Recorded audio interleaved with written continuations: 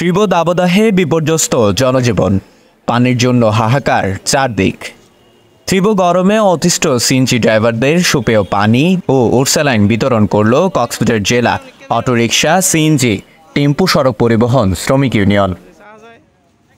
বৃহস্পতিবার সকাল থেকে বিকেল পর্যন্ত শহরের বাজারঘাটা, ঈদগাহ মাঠ, লালদিঘির পাড়, কলাতলী, বাস টার্মিনাল সহ 10টি স্থানে 1000 সিএনজি অটোরিকশা ড্রাইভারদের মাঝে এসব পানি ও স্যালাইন বিতরণ করা হয়।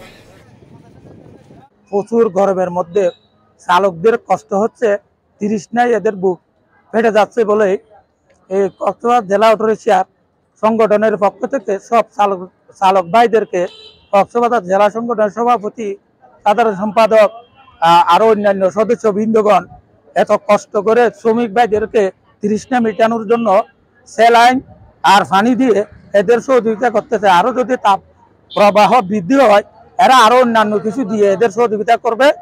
পানির বোতল স্যালাইন দিয়ে হাফ লিটারের পানির বোতল দিয়ে পানি পায় আর ড্রাইভার অনেক পরিমাণ খুশি, ভালো লাগে। মানে ধরো আর কোনো সময় না হয়, আজকে প্রথম পাইলাম গরমের দিনত ড্রাইভার কল গামের ওঠে, খুব খুশি লাগে।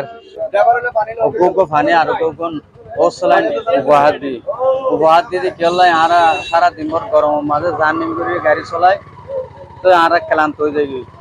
ইয়া নল্লাই বলে এই ডায়রিয়া রোগত যখন রোগত মুক্ত হয়ে গলাই বলে আর জেলা সভাপতি গিফট করছে।